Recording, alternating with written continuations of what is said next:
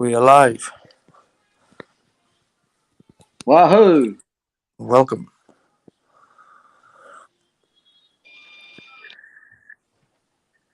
Welcome, Dwayne.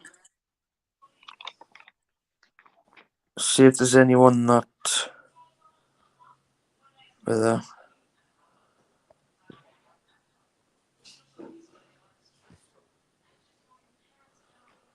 Is there anyone in the chat?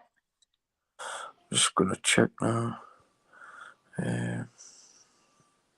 Oh.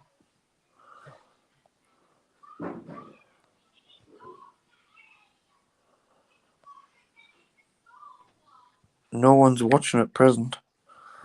Oh, well, we're going to get started anyway because it's cold here and I want to go to bed. Yeah. Someone's tuned in. So, guys, just to let you know, the other interlocutor hasn't showed up for the debate. So, Gavin's just going to give his opening statement. Right, I'll pass it over to you, Gavin. Yep. Okay. So the debate today is does God exist? And it's just about 7:05 or something a.m. down here in New Zealand. It's about 8:05 p.m. for Dwayne, and my Clubhouse atheist opponent. The time for him will be 3:05 p.m. But he is a no-show, which is pretty typical of Clubhouse atheists. So I'm going to present my affirmative case for God, and then if anyone's got any questions, you can ask. Otherwise, we'll just shut everything down and I'll go back to bed. All right. Dwayne, don't worry about the time because the other guy's not here. So this is the affirmative argument for God. So we're going to start off with a simple syllogism. Premise one is if the universe is emergent, then it's emergent from a mind. The next premise is the universe actually is emergent. It is emergent. So the conclusion from those two premises is the universe is emergent from a mind. So all I have to do is prove that the universe is emergent, and then it's just a quick hop and a jump or step and a skip over to that. The universe must be emergent from the mind of God. If we use the inductive method of reasoning, I'm going to argue for the classical theist position that the claim is that God does exist and that it's far more plausible, parsimonious, and far less ad hoc than the atheist position. Atheists who can't even turn up for debates. So in the hunt to rectify quantum mechanics with Einstein's theory of relativity, about a couple of decades ago, a trio of physicists, Gerard de Hooft, Leonard Susskind, and Charles Thorne, discovered something called the Holographic Principle. And that is references number 1 and 4. Dwayne, are they on the video description? Hello? Yeah. I okay, press the wrong right. button. Your references and citations on the description. Okay, good. So if anyone wants to check those, they can just look at reference number 1 and 4. Now, physicists, they talk about the universe being a hologram analogously. Now, analogously just means similar to or very much like, okay, or analogous or something like that. And that it emerges from underlying information processing. Now, even renowned and famous atheist physicist Sean Carroll says the following. He says, space is obviously not fundamental. Space-time is something, when you go from classical mechanics to quantum mechanics, space more or less just disappears. So space-time, which is a phrase that we use to describe our universe, is emergent from underlying information processing. And that is from an atheist physicist. Susskind writes about the holographic principle in his book that he wrote in, when did he write it? 2008. And his book was called The Black Hole War, My Battle with Stephen Hawking to Make the World Safe for Quantum Mechanics. So on page 419, I'll quote him here, he writes the following: the three-dimensional world of ordinary experiences, the world full of galaxies, stars, planets, houses, boulders, and people is analogous or comparable to a hologram, an image of reality, an image of reality encoded on a distant two-dimensional surface, end quote. You can find that in reference 1. Then in late 1997, Nobel Prize laureate and Argentinian physicist Juan Maldacena put the concept of the holographic principle into a very precise form called, I don't make these names up, I swear, called the anti-de Sitter conformed field theory correspondence, or it's just called ADS/CFT correspondence for short. A realization of the holographic principle in string theory. Now, interestingly, by 2015, after writing that paper in 1997, Maldacena's paper had over 10,000 citations, which at the time, in 2015, was the most highly cited paper in the field of high energy physics. Okay, professor of mathematics, mathematical science,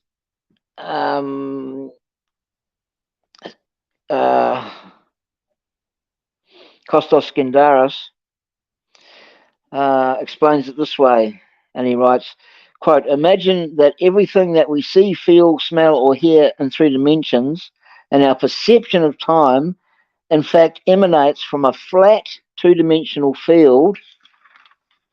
The idea is similar to that of an ordinary hologram where a 3-dimensional image is encoded in a 2-dimensional surface, such as in the hologram on a credit card, for example. However, in this case, with the holographic principle of the universe, it's the entire universe that is encoded.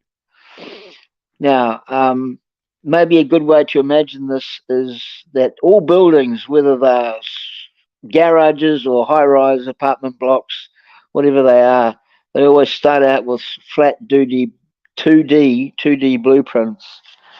And this is what the holographic principle represents. Professor and theoretical physicist from the US, Brian Greene, says, quote, underneath all of the molecules, atoms, particles, electrons, quarks, and neutrinos, there is another reality that comes to light. It is a reality based solely on immaterial, ordered, and complex information, end quote. That's reference number 18.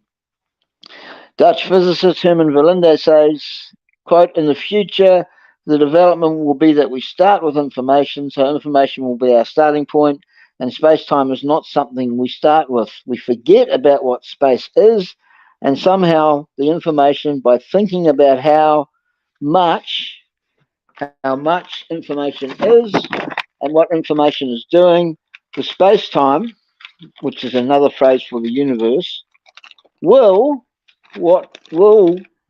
be what we call emergent. It will just come out of a bunch of complex, ordered, immaterial ones and zeros, end quote. So now fast forward to 2017 in a peer-reviewed study that was published by a team of 5 physicists. I'm just going to say their surnames for brevity: Ashforty, Coriano, Del Rose, Gould, and Kostas Skendaris. They published observable evidence of the holographic principle, and you'll find that in reference number 2. The paper is called From Planck Data to Planck Era, Observable Tests of a Holographic Cosmology, 3 January 2017. As Leonard Susskind says, and I'll quote him here, do you have a reference for that? No, I didn't put the reference in there. Or maybe I did. I think it's reference number 3. Anyway, Susskind says this: the holographic principle is an everyday working tool of physics and is permanent in the vocabulary of physicists. It is in the textbooks and it is going to stay in the textbooks, end quote. The team found that simple equations of quantum field theory could explain almost all cosmological observations that it was a marginally better fit than the standard model and can potentially explain other apparent anomalies. The emergent features of space-time are seen elsewhere in another paper that was published in August of that year, so August 2017, by Jonathan Ritchie, John Selby, and Sabri W.L. Safdie, and it was called Entanglement is Necessary for All Emergent Classicality in All Physical Theories. Physical Review Letters, 24 August 2017. So the quote from the paper, the authors say, "We show that any theory with a classical limit must show entanglement states, thus establishing that entanglement thus showing that entanglement as an inevitable feature of any theory superseding classical theory." And classical theory or classical mechanics is just anything that's not quantum mechanics, right? Quantum mechanics is the subatomic world, or things that are particles, protons, electrons, anything that is like millions of times smaller than an atom. So Ritchie, Selby, and Al-Safdie found evidence of non-locality even when two quantum particles were not directly entangled. And they found this out by running experiments where they would get two particles that shared a quantum state and separate them by huge distances, like 200 miles or something. They'd make a change to one particle, and then the other members of their team were monitoring the other particle that was like 200 miles away, and they reported that the exact change happened to the particle they were observing and the particle that the other members of the team were observing. So effectively, the time, space, distance between the two particles was abolished, like it didn't exist. Okay, where are we? So the information between the particles is not affected by space-time, as it can be transferred instantly. Now, what this implies is that space-time is not fundamental. So space-time is not fundamental for the underlying world of quantum mechanics, but an emergent phenomena. It's an emergent phenomena of the classical world that only exists after measurement. Some people get this confused. They think about it. They think that quantum particles can only be seen by observation, but they actually can't. They can't be seen until they're measured. How freaky is that? The measurement part of the classical world is very important, as Nobel Prize winning laureate physicist Anton Zeilinger says. Zeilinger won a Nobel Prize for his work in quantum entanglement last year, in October last year. And he says, quote, "We know that it is wrong to assume that the features of a system which we observe in the measurement exists prior to the measurement." So he's saying that we shouldn't assume something, the size, shape, length, distance, height, width, thickness, etc., of what we're going to measure until after we've measured it. And he says, so in a sense, what we perceive as reality now depends on our earlier decision of what to measure, which is a very, very deep message about the nature of reality and about our role in the universe. Now remember, these are not religious guys, these are science guys. And I've checked these guys out, these bios out, and there's no information about their religious affiliations or anything. They seem to be pretty straight kind of science type dudes, physics type dudes. And Anton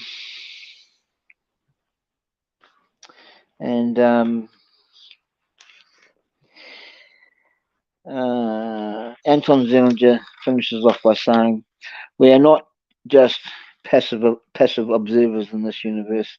We have to give up the idea of realism to a far greater extent than most physicists believe today," end quote.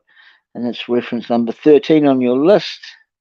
Physicists bid farewell to reality, question mark. So I had hoped that my interlocutor, my clubhouse atheist, was going to be here, and we could go over the role of the observer and the measurer in the open discussion. But he's a no-show, like a lot of Clubhouse atheists are.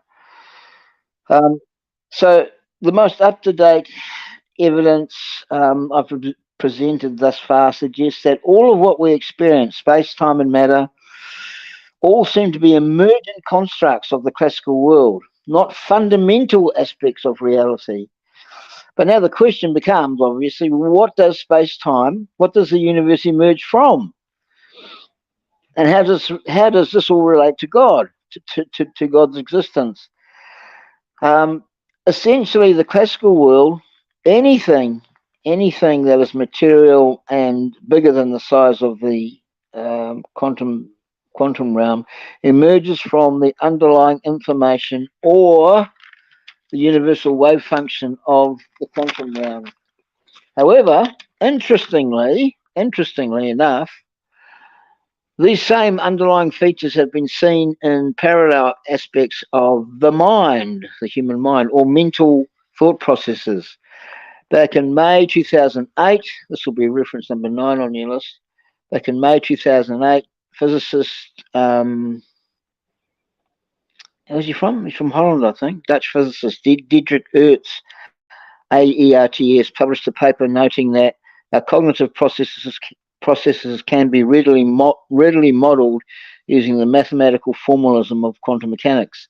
In other words, our inner mental world of thoughts, qualia dreams, and emotions can be modeled in terms of quantum processes, the same processes I have described that give rise to space, time, and matter.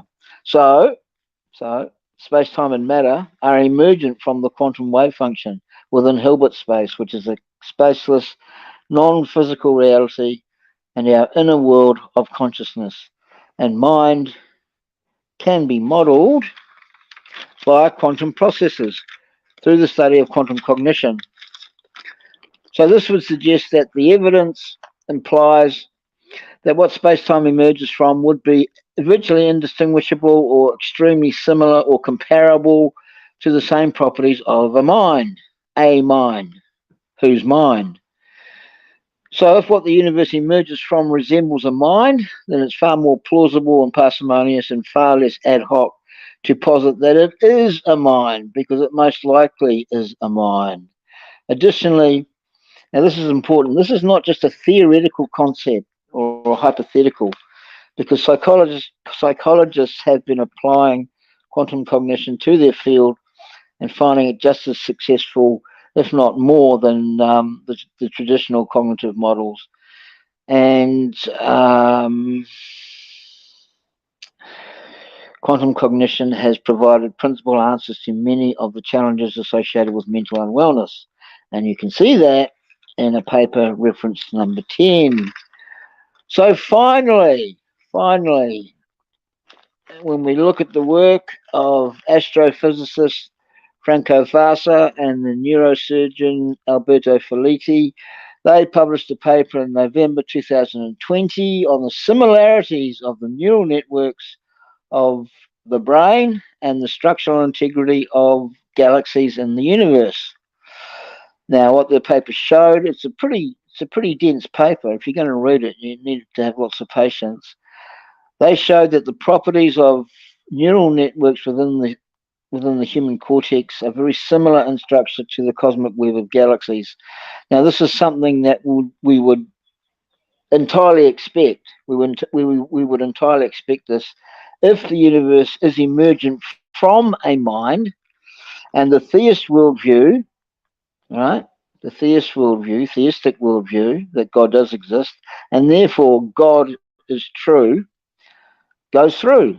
It goes through. And that is the reason why the God of the Bible exists.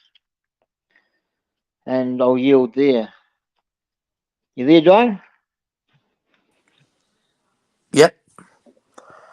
Do we have That's any good, that, mate. questions? Do we have any questions? Nope. No questions, mate. Okay. That's fine.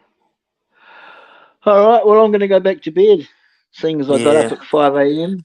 5 a.m. in time for this Clubhouse Atheist who's a no-show. I know. I can't believe he didn't show. Like, Oh, I can. I can. They're full of it, mate. They're full of it. it's disappointing. Yeah, yeah. Maybe one thing I could add is that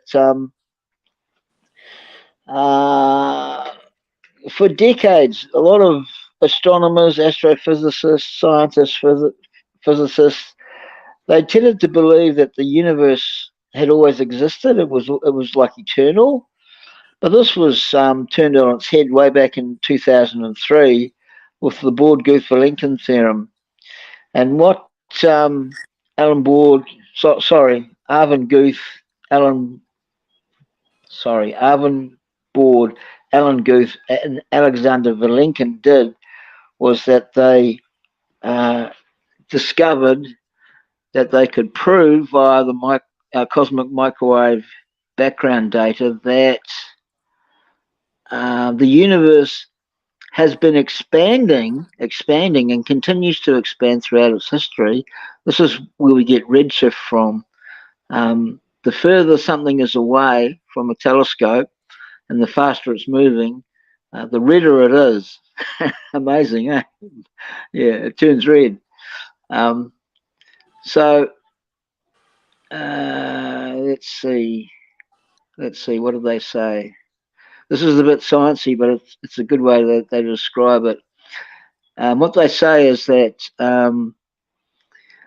in physical cosmology, which deduces that the universe has on average been expanding throughout its history, cannot be infinite in the past, but must have a past space-time boundary.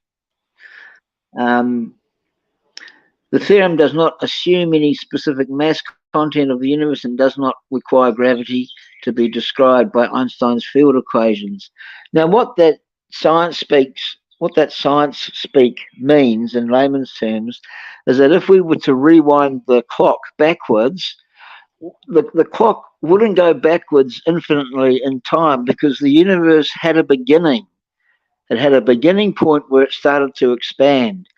And that's kind of been erroneously labelled as the Big Bang, and that was just a tongue-in-cheek comment made by an astrophysicist in the 50s called Fred Hoyle. He called it the Big Bang, but there was never any kind of explosion. But at the beginning of this universe, at the very starting point, everything would have been tightly squeezed together. Galaxies, everything, planets would have been tightly squeezed together. And scientists, physicists, they call this the singularity. Now, what's the most interesting thing about this so-called singularity is that when the universe began to expand, and no scientist has a reason why it expanded, two of the four fundamental forces were present as if by magic, and they were the gravitational force and the weak nuclear force. They were present right at the beginning. And science has no explanation of the origin of the gravitational force and the weak nuclear force. So for the theist, this is a no-brainer. God is the origin of the universe, and therefore God is the origin of life. And it's good to note that today, what's today for me? Monday, June 25th, 2023, there is no naturalistic or materialistic explanation for the origins of the universe and of life. However, it makes very good evidence for the existence of the God of the Bible. And that's enough, Dwayne. I think I can yield there. Yeah, no problem, mate. Did you record this? It'll stay on YouTube, yeah.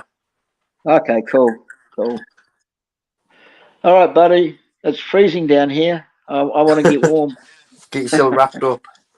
Yeah, mate. Thanks for your effort. Thanks for your effort. Really appreciate it.